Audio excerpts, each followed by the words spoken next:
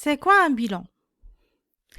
Un bilan, c'est l'image du patrimoine de l'entreprise à un instant T.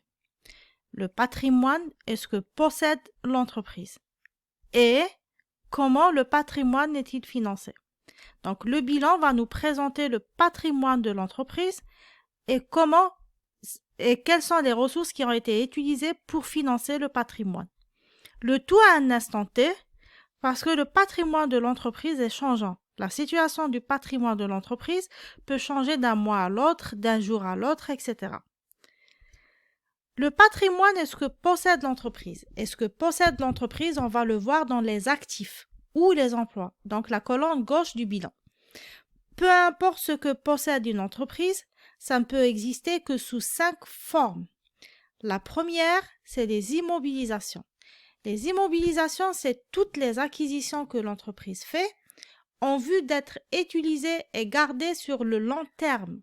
C'est-à-dire que quand l'entreprise achète la chose, achète le bien, ce qu'elle veut en faire, ce n'est pas le vendre rapidement, mais le garder pour l'utiliser sur le long terme.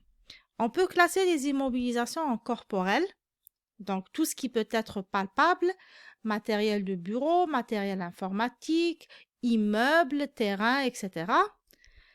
Incorporel, donc tout ce qui ne peut pas être palpable, des fonds de commerce, des logiciels, des marques.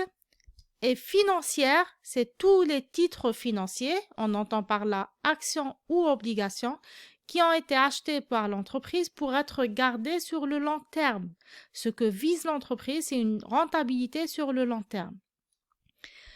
Deuxième élément de l'actif, ce sont les stocks. Les stocks, par contre, c'est tout ce que l'entreprise a acheté en vue d'une revente ou utilisation rapide.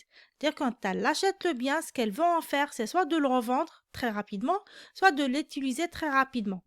On peut citer dans les stocks de marchandises. La marchandise, c'est ce qui est acheté et revendu en état sans la moindre transformation. C'est-à-dire que l'entreprise, elle achète des chaussures, elle les revend telles qu'ils sont, sans qu'elle ne rajoute rien du tout, donc ni étiquette, ni rien. Deuxième des stocks, ce sont les stocks de matières premières. Donc, quand on a une entreprise de production, une entreprise qui va acheter de la matière première, produire, transformer et obtenir des stocks de produits finis.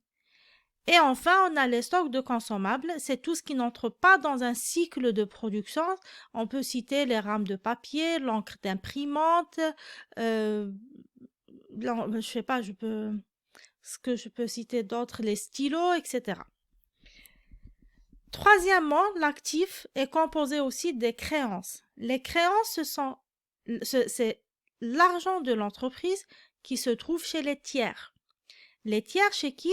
C'est les partenaires de l'entreprise avec qui elle travaille et qui sont susceptibles d'avoir des dettes et des créances envers elle.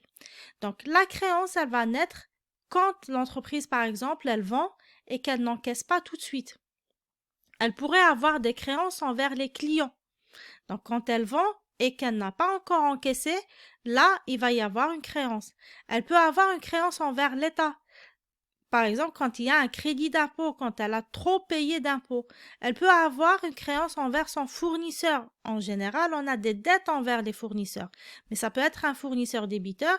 Par exemple, quand je verse un acompte sur une commande, là, c'est un fournisseur débiteur parce que j'ai une créance.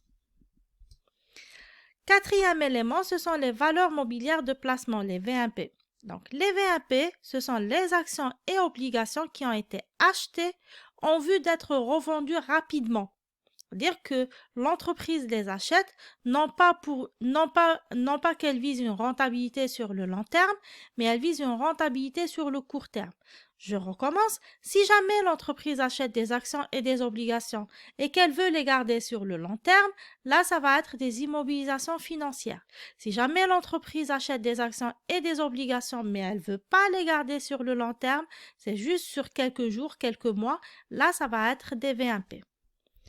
Et cinquièmement, on va avoir la trésorerie. Donc, c'est l'argent liquide disponible chez l'entreprise. Il peut être en banque ou en caisse. Comment le patrimoine est-il financé? Il est financé par les ressources ou le passif. Là, c'est la colonne droite du bilan. Et peu importe l'entreprise, on n'a que deux sources de financement. Soit l'entreprise, elle va s'autofinancer, donc les capitaux propres qui appartiennent aux actionnaires.